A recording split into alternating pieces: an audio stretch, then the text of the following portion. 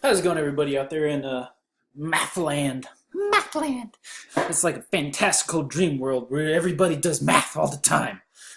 It's gonna be great! Alright, in this video I'm going to be talking about graphing cubic and cube root functions. These are actually inverse functions of each other, so they will reflect over the line y equals x, all that good stuff. But just thinking about how they graph. Remember, if you don't remember how things graph, you can make a table. Yes. Beautiful, beautiful table.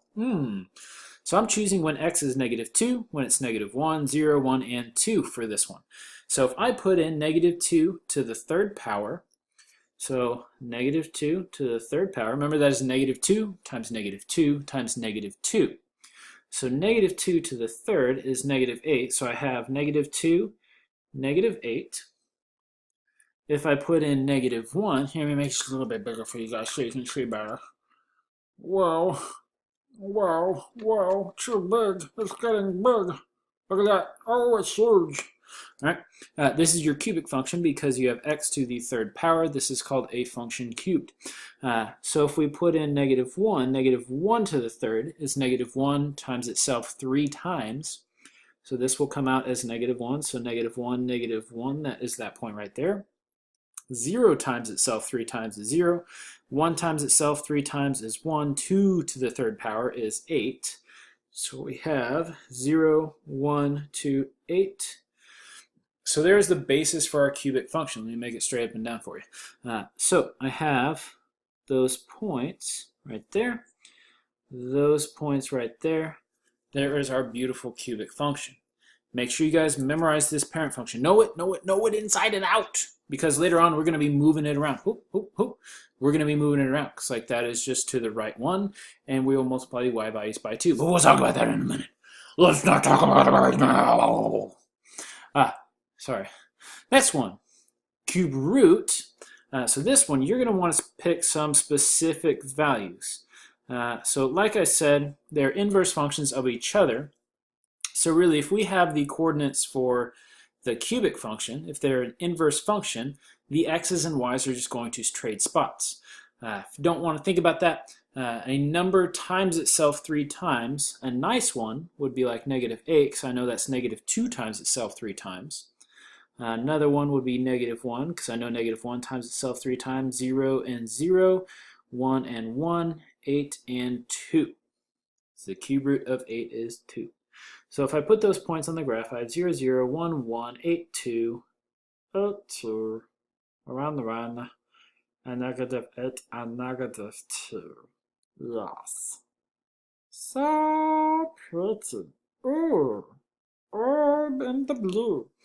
So these functions, let me zoom back out, zoom out, yes. They are reflections over the line y equals x. So if I draw that line y equals x, I usually need to use the writing side of the pen, not the other side of the pen, holuscus. If I draw that line, y equals x in both of them, you can kind of see how they are folded on that line y equals x. So if I draw my cubic function, it would look something like that, and like that on the same graph. You don't have to memorize that they are inverse functions of each other, but they are. So later on, we'll be finding the inverses, and we'll be using those functions to kind of work with it. All right, words. Sorry, I'm not very good at them. Please, please, please, as always, I love you guys. So make sure that you star anything that you may have a question over, something like that, so that I can help you later on. All right, now this function. We have inside with the x a -1, so don't forget that moves our function to the right one. On the outside, we have a 2 multiplying our function. It's not with the x, it's with the y's, so that's going to stretch the y values, as apostrophe, by a factor of 2. So if I graph my parent function for x cubed, I have 0, 0, 1, 1, -1, -1, 2, 8, and -2, -8. That is the basis for our parent cubic function, which we just learned about, or something like that. So I'm moving everything right 1 and y's by 2. So don't forget, you need to follow the order of operations. Multiply your y's by 2 first, and then move everything right 1. So this y value is 1. Times 2 is 2. This y value is 0. Times 2 is still 0. This y value is -1 times 2 is -1. This y value is 8 times 2 is 16, so that's like all the way out there. -8 times times 2 is like -16, so all the way down there. So what it does is it really stretches out our graph. So it looks something like that. Take all of those points. Really, you're only going to be able to graph those ones right there. Move them to the right one. So to the right one, to the right one, to the right one. And graph your cubic function. And just like you guys did on that last test, please make sure I know which one is your final graph. So here I can tell my final graph is in red. It is also the only solid graph that I have. All right, looking at another one. Please remember that you guys too can pause, rewind, do all that good stuff. Let me help you. So again, x cubed, so I know my parent function will be x cubed, so 0, 0, 1, -1, 1, 1, 2, 8, 2, -8. So beautiful. That is my cubic function right there. This 1/2, I put that cubed in the wrong spot. I meant for this to be right there. I'm sorry. Because what this 1/2, what I wanted you to see is that, see how it's inside with the x's, and just like we did the opposite of what we thought it did when it was inside with the x, we're going to do the opposite of what we're seeing here. So instead of multiplying by 1/2, I'm going to multiply the x values by a factor of 2. The +1 will move everything up 1. Since it is not inside the x's, it'll change it in the y direction. So if I multiply my x values by 2, this x value right there, that is 0. So 0 times 2 is still 0. 1 times 2 is 2. 2 times 2 is 4, so that moves to 4, 8. Same thing in the other direction, x values times 2. -2 times 2 is -4, so that kind of widens out my cubic function. So now last step, I'm going to take all of those points, move them up 1, so up 1, up 1, up 1, up 1, and up 1. And then graph my function. Beautiful. And again, make sure I know which one is your final graph. So here my final is in blue. So you can see that the final graph after I've multiplied my x's by 2 and moved everything up 1 is in a blue. Azul para ti, yeah. I'm not going to look at that one next. I'm going to look at this one next. So the other parent that we had was the cube root. So notice we have the cube root of 2x minus 2. Just like in the last one, we have a number with our x. So here we are multiplying by 2. So instead, this is going to reduce our x's by a factor of 1/2. So I'm going to take the half of my x's, do the opposite of what you see when you're doing with your x's. This minus 2 on the outside is in the y direction, so we will move everything down 2.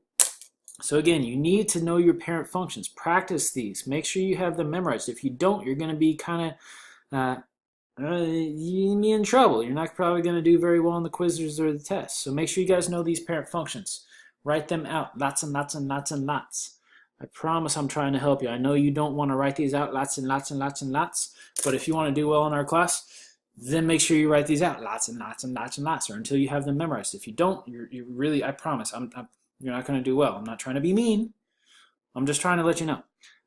So x's by 1/2 first. Make sure you follow PEMDAS. So I'm going to multiply. So x's by 1/2, that will be right there because half of 1 is 1/2. Half of 8 is 4, so 1, 2, 3, 4. So I'm not changing the y value. The y value here is still at 2, but the x value is now at 4. Same thing in the negative direction. So the x value is 1/2, and 1, 2, 3, 4, -2. So right there. So just after shrinking my x values by 1/2, it looks something like that. We'll give you grid on the test and quiz, so don't freak out. You don't have to draw your own every time. So now move everything down 2. So down 1, 2, down 1, 2, down 2, down 2. So that's 1, 2, 3, 4, and down 2. So there is our graph, the only solid line, and again I will mark which one is my graph. That says find, but now it says final. Finish him. All right, moving on. So again, cube root function. So I need to know my parent graph is 0, 1, -1, 8, 2, -8, -2. That is my parent function. Again, got to know this. I can't stress this enough to you guys. I have a 3 on the outside. It's not with the inside. So if it's not with the x, it's going to do it in the y direction. I do exactly what I see. So this is going to multiply my y's by a factor of 3. So they'll kind of stretch it out. This -2 on the inside, that is with my x, so I do the opposite of what I see. So I'll move everything to the left 2. So now if I multiply the y's by 3, 0 times 3 is 0. That stays there. 1 times 3 is 3. 2 times 3 is 6. -1 times 3 is -3. -2 times 3 is -6. So that really stretches it out in the y direction. All right, and then take everything, move it left 2. So 1, 2, 1, 2, 1, 2, 1, 2, and the 1, 2. And then connect your dots. Shoop-a-doop-a-doop-a-doop-a-doop-a-doop. Something like that. And there would be your final graph. I keep spelling find. But make sure you say final. I love you guys. There's my head. All right, moving on. We have -2 times the cube root of x plus 1. So here, what this negative does, notice that is a -2. So I'm going to multiply my y's. It's not on the inside. So y's by -2. I'm going to multiply all my y's values by -2. This plus 1 is not on the inside, so it's going to take everything and move it up 1.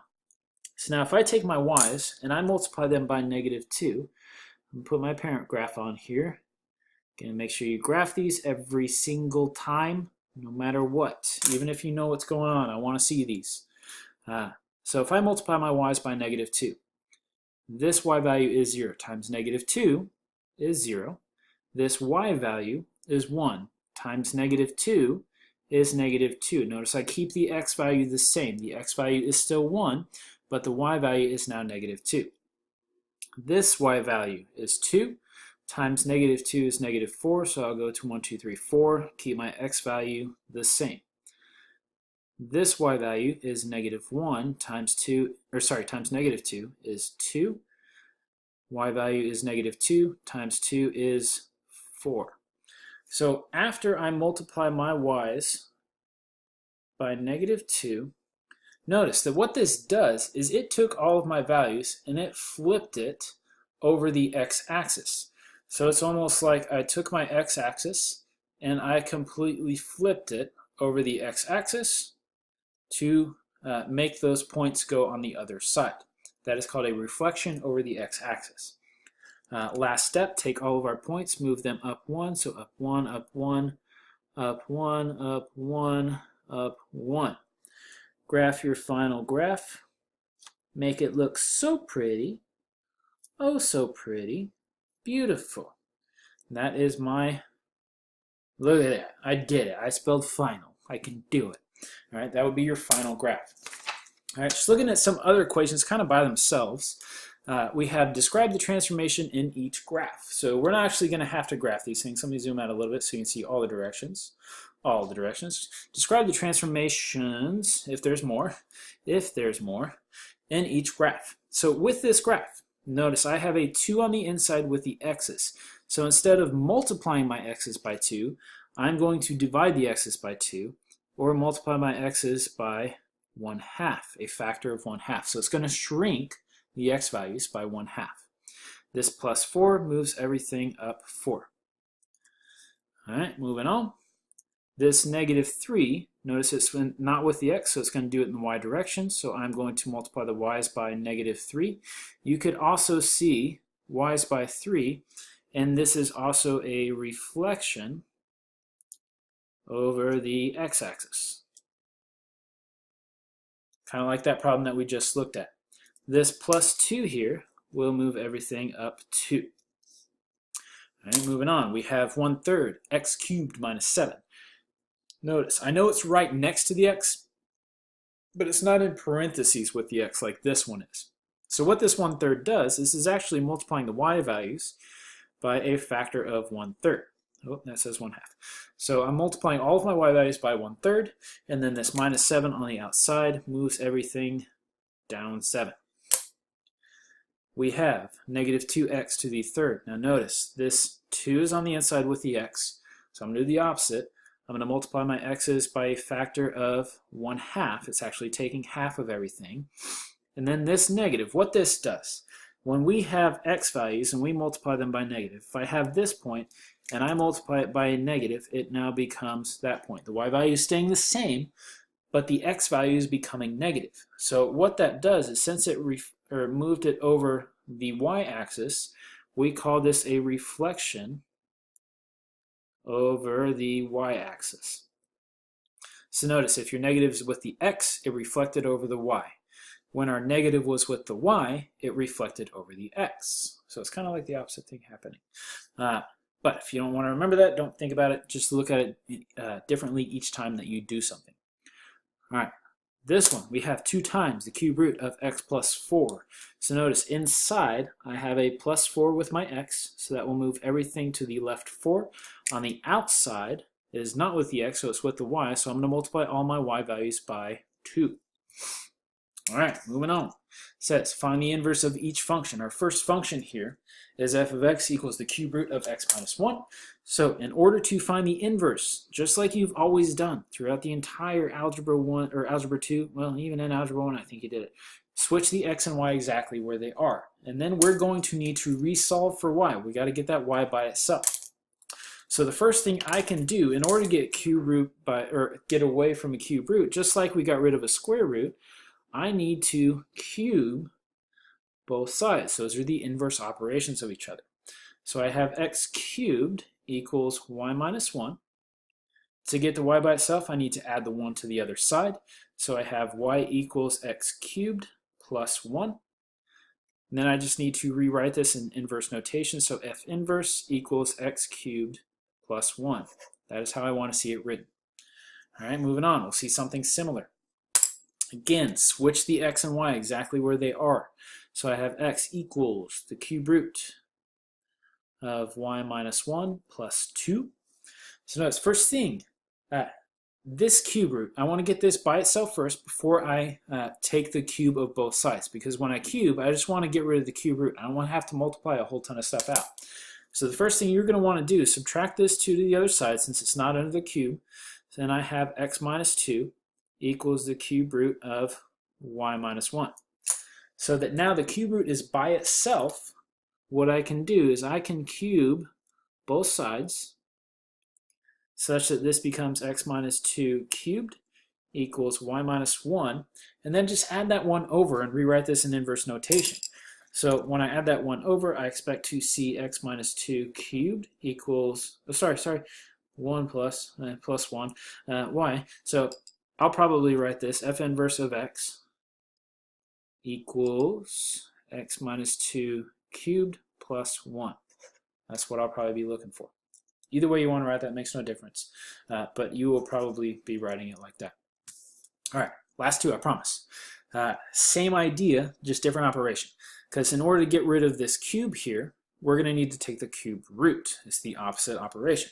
So again, as always, switch x and y. So y cubed plus 4.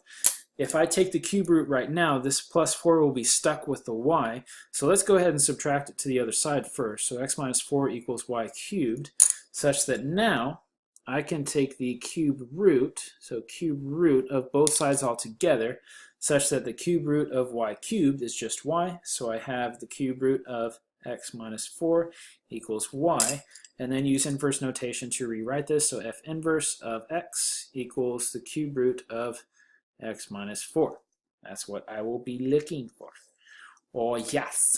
All right, last one. Sorry this has been a long video, but I'm trying to be very comprehensive so I can help you guys out a little bit more. So make sure you're taking notes. Write these down. Please, please, please. Let me help you.